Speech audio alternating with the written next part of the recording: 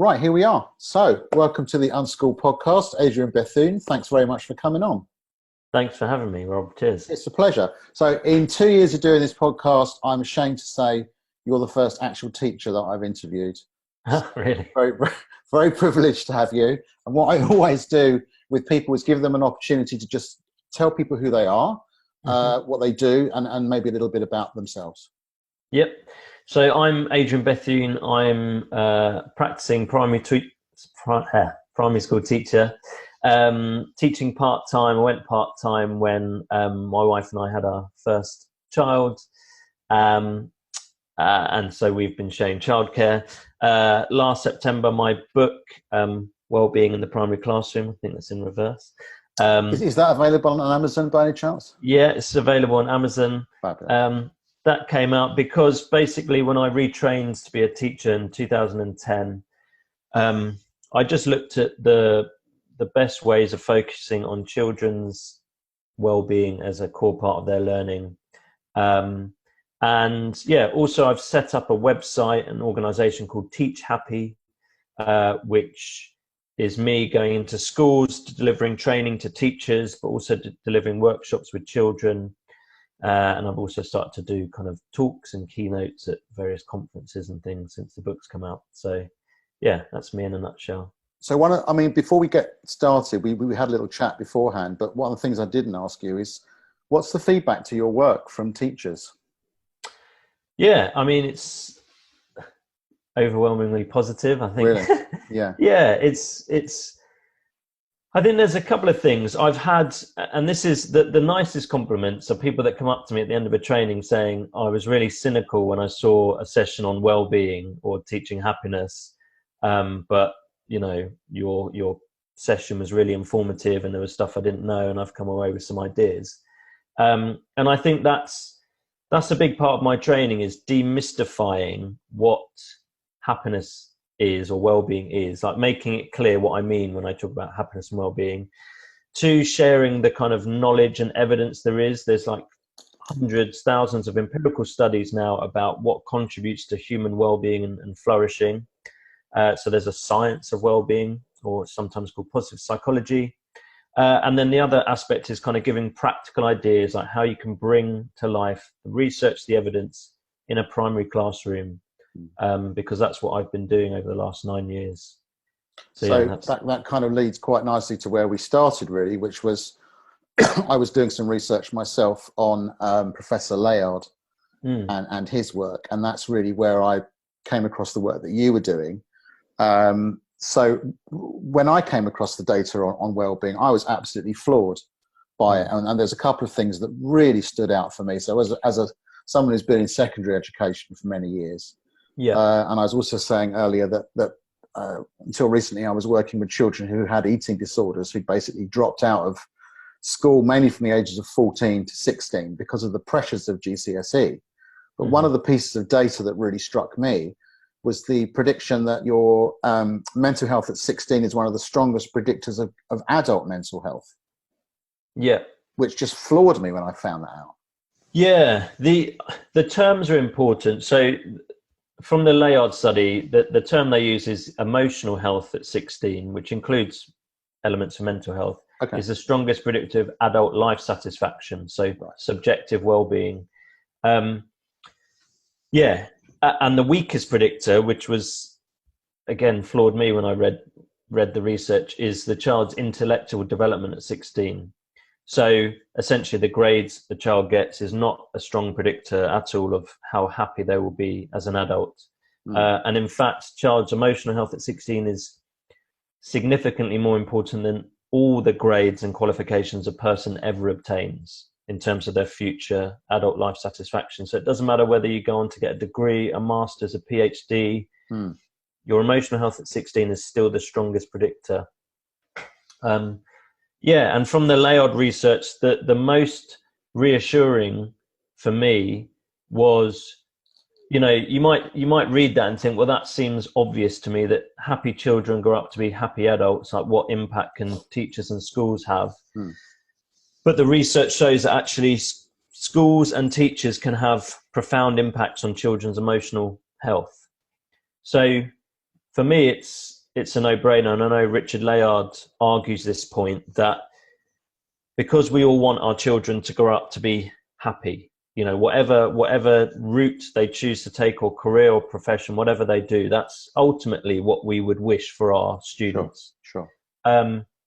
And because their emotional health at 16 is the strongest predictor of adult life satisfaction, and because schools and teachers can have massive impact on their emotional health, that's where we should be investing a lot of time, energy and resources to develop that capacity. So the other part of the research was about primary teachers, and I know you're a primary teacher, and the the impact that primary teachers can have because they spend so much time with the child. Yeah. Is that the main reason for it? It doesn't go into like loads of analysis about why the teachers and schools can have a big impact at primary level. But I mean, that makes sense to me, that primary teachers often spend as much, if not more, time with a child than their own parents do, because they're with that teacher for 6 hours a day, 5 days a week. That's a significant chunk of time, which means a primary teacher is a significant role model, carer in that child's life. But it's not just the individual teacher, it's the kind of school community. Primary schools can have a big impact on children's emotional well-being. So what kind of advice have you got for not just primary teachers but secondary teachers? Because obviously as teachers, we're all under this pressure to make them jump through hoops. Yeah. And yet we also now have this understanding that well-being is extremely important. So what would be your top tips? Top tips are make well-being a priority in your own personal life. Like anything that you plan to teach or share in class has the biggest impact if you are living and breathing it. So if you can't talk about the profound benefits of physical activity if you just sit in your chair all day, being a couch potato. The kids aren't gonna. Why should they believe what you're saying if you're not doing what you're getting them or telling them to do? So first thing is to kind of do your best to live and breathe aspects of well-being. Second thing is, I would say, is like read up about it, research it, know what the science says and the evidence says. So Richard Layard's written a book called Happiness: Lessons from a New Science, which shares a wealth of research about fundamentally what contributes to human well-being, but also what detracts from it. So there are some things to avoid and then some things to really kind of promote. In terms of top tips, the things that have a big impact on children's kind of well-being, number one is relationships. And in fact, of all the studies on what contributes to a happy life, human relationships is like number one. It comes up in every single study. And that's because we're a social creature. We're historically a tribal creature. We live in tribes. And when we feel like we're part of a group and that we belong, that has fundamental impacts on our levels of well-being. So it's like taking the time to get to know your students, to, as well as teaching them an academic curriculum, be there to help them with emotional concerns. There was a report, Public Health Wales, that was looking at children dealing with ACEs. So I was going to talk to you about that. Yeah, please do talk about that. So children dealing with adverse childhood experiences, which could be growing up in a home with alcohol abuse or domestic violence or parental separation or bereavement.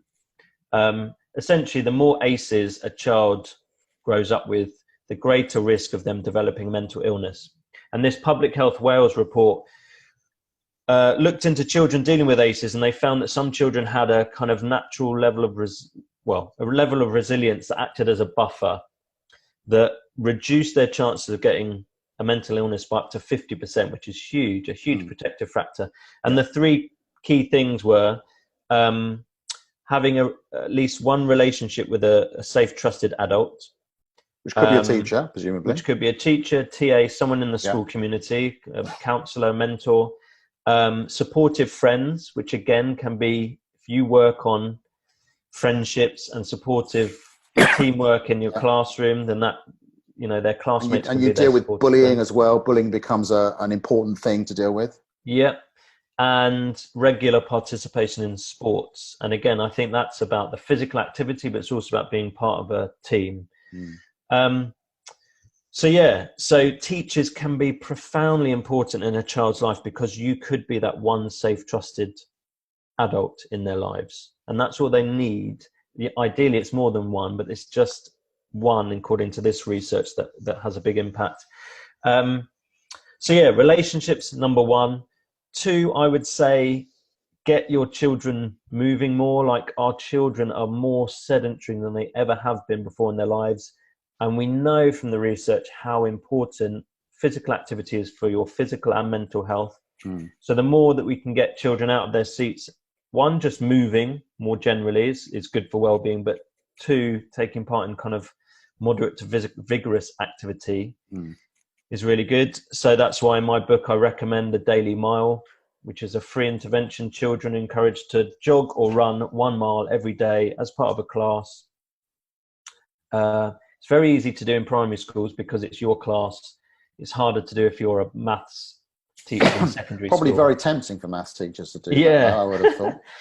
But, it's possible for secondary schools to do it somehow. Right. Maybe in tutor time, I don't know. Yeah. The other thing is about making sure that your curriculum, the content, is challenging and stimulating, because essentially learning is one of the 5 ways to well-being. So we've got this perfect opportunity in schools to teach children stuff that they want to learn, that will stretch them, challenge them, because when we learn and master new things, it's deeply satisfying, it's enriching. And we're an animal, we're a species that wants to problem solve, that wants to learn. So when we give children opportunities to learn, see, that point's one of my hot buttons, because I'm a big advocate of teaching people about how they learn. So the whole metacognition thing, and there's an awful lot of data to show that makes a major difference in the way kids progress or don't progress. And it still amazes me that schools don't teach children how to learn. If you're talking about the relevance of what they're doing, that's surely the number one skill they should be walking away with. And that, teaching metacognition, it sounds really complicated. Sometimes it's as simple as like you modeling what metacognition is, which is, as you're doing some shared writing or you're problem solving on math, you are thinking out loud your thought process. And that's just one simple technique. And teachers instinctively do that all the time. But I think, just knowing what metacognition is and some practical ways for teachers to kind of bring it to life in a classroom, and you just make it part of your daily teaching practice, it just then becomes a habit, a routine. The other things there are just some kind of hacks from positive psychology, something called What Went Well. It's what I do in my classroom on a Friday afternoon.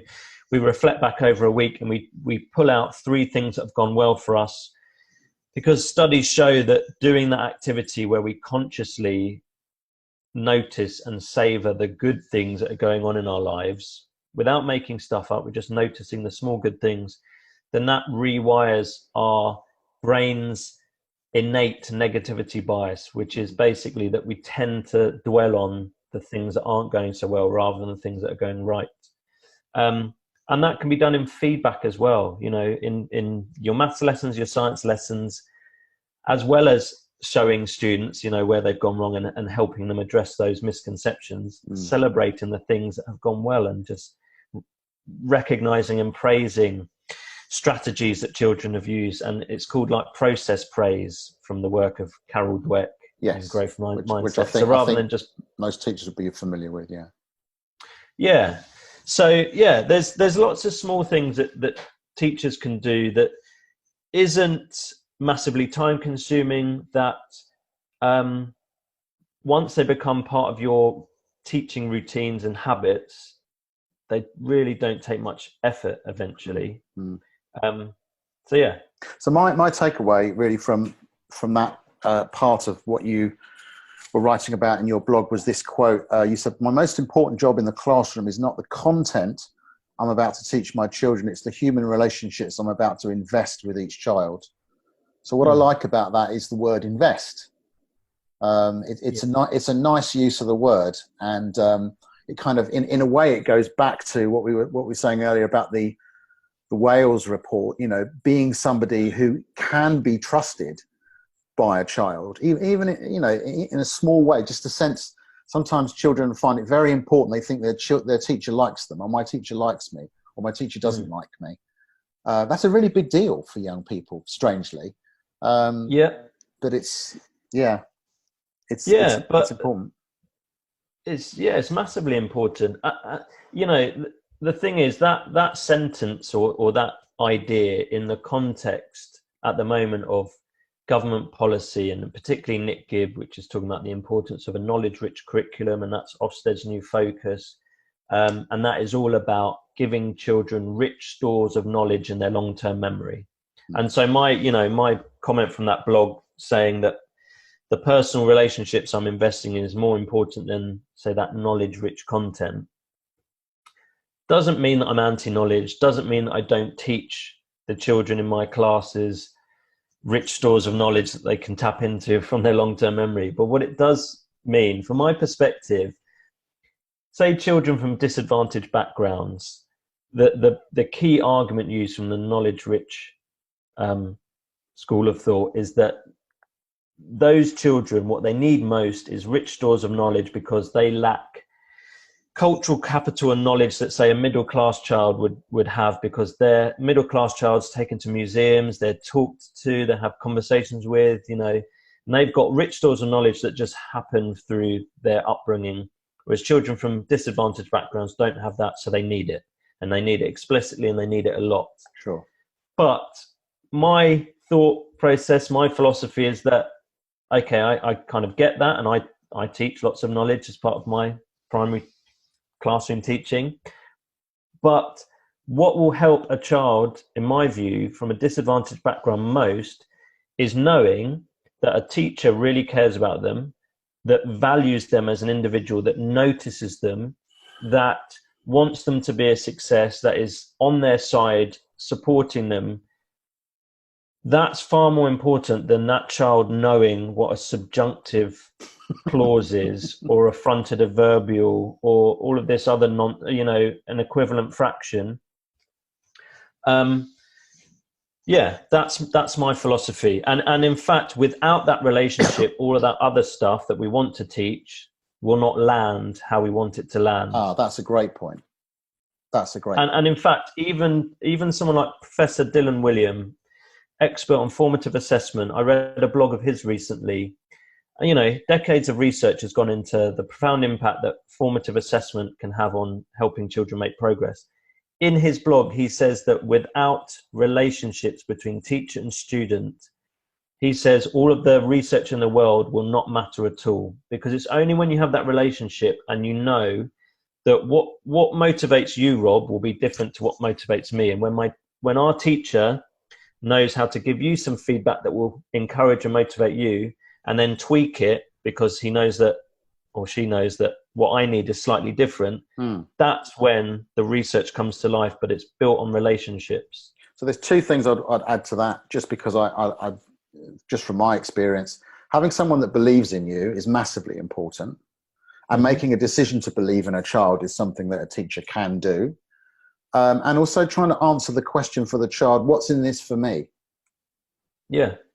Because the people aren't going to buy, they're not going to learn, they're not going to buy into what you're doing if they don't feel there's anything in it for them. And I think maybe teachers don't feel they have to answer that question in some ways, but I feel that they do. Yeah, I mean, one of my favorite definitions of what happiness is comes from a wellbeing expert called Professor Paul Dolan, who's based at London School of Economics, where Richard Layard's based. And he says that your happiness is your experience of pleasure and purpose over time. And I like it just for its simplicity. You can break it down further, but pleasure and purpose over time is your experience of happiness. And so in terms of learning, like the purpose of what we're teaching children, I think is really important. So when children can't see the point of what we're teaching them, I think it's our job to help them see the point and make them see the purpose of it. And you know, it might feel that sometimes some of what we're teaching is pointless. So like, why do I need to know about equivalent fractions? Well, it's not even that necessarily you will use this knowledge in later life and, you know, it will all become clear. But like showing children that equivalent fractions is part of this amazingly interesting interweb of maths, and that maths is a fascinating subject and it's all connected. In fact, maths, some experts on maths say maths is just all about connections, and it's about unraveling and showing to children how maths connects up. Yeah. Like that is the point for me. Say equivalent fractions, where I connect it to times tables, or I connect it to fractions of shapes or things like that. That to me is showing the children the point of what we're learning. And yeah, that is a fundamental part of my job as a teacher. It's not just, doesn't matter, you just need to know this, it's on the curriculum, shut up and listen. It's part Which of my job happens. is, well, I think it happens, it's more likely to happen when you've got tons to teach and not enough time, and children are questioning what you're teaching them. Yes. You know, it can just be like, we don't have time for that, let's just crack on. But that's a fundamental part of teaching, is letting children know the purpose of it, but also getting them to reflect on, why do you think it's important to know this? Just going back to a point you were making earlier in your tips, you can't really talk about well-being if you're not practicing it yourself. So one of the things that I've been thinking a lot about is the connection between teacher well-being and pupil well-being, because it seems to me that we do talk about both things, but not necessarily connected. And I feel they're very much connected. So one of the things we were talking about earlier is how teaching is developing as a profession, and what teachers such as yourself are doing to make their lives workable, to sort of get that work-life balance. And one of the things that one of the words that I use, which I think was new to you, is this idea of being a teacherpreneur. And I would describe you as one of those. So maybe you want to talk a little bit about that. Yeah, so I mean, there's a couple of things to say. That one, before I got into teaching, I worked in the music industry, and I experienced a period of kind of acute anxiety that led to a bout of depression. And through kind of working my way through that period in my life, one, I learned loads about causes of anxiety, stress, depression. I learned loads about what contributes to human flourishing and well-being.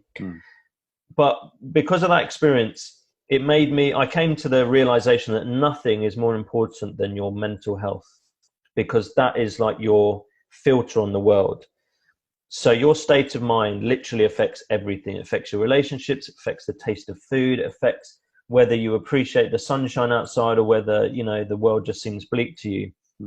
So from that period in my life, I have completely prioritized my physical and mental health and well-being.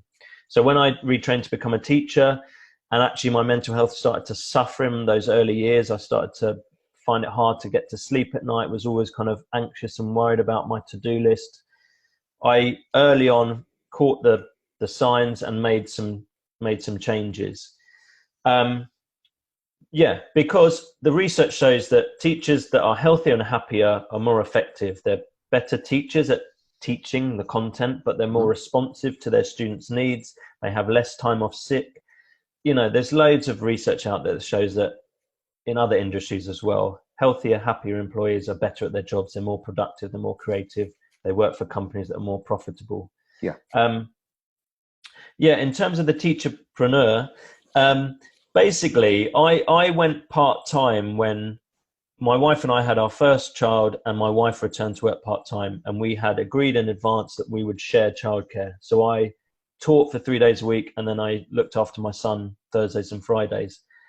It was when I was teaching part-time that I actually got the book deal. I'd submitted a book proposal to Bloomsbury, and they sent me a contract, and I started to write the book on my days off with my son. He used to have 2 naps in the day, and I used to write when he napped. Perfect.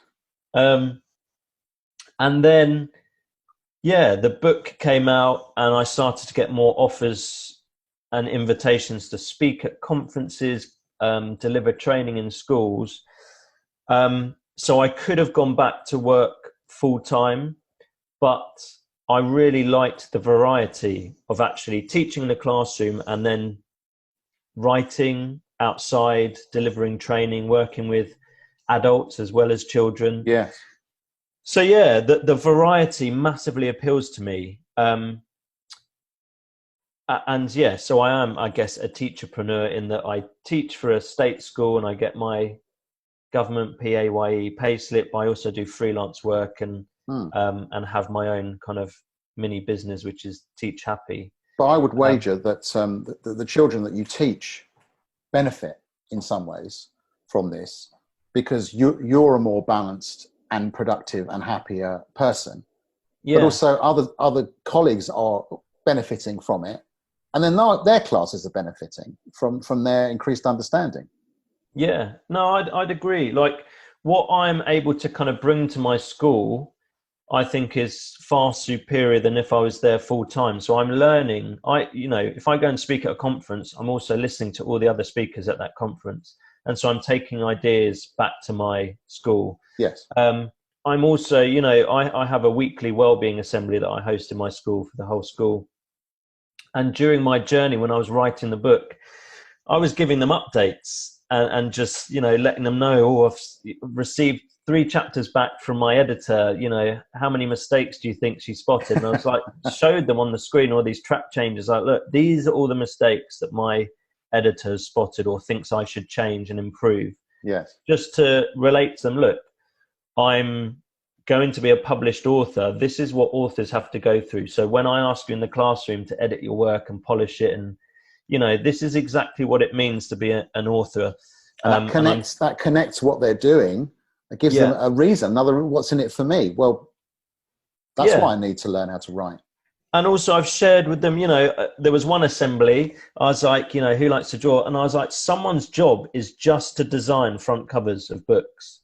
Like, if you're an artist, if you are passionate about doodles and things like that, you can make a whole career out of it. So yeah, I feel that my experience outside of the classroom, I'm able to bring in to enrich my teaching practice, and also what I can offer my fellow colleagues as well.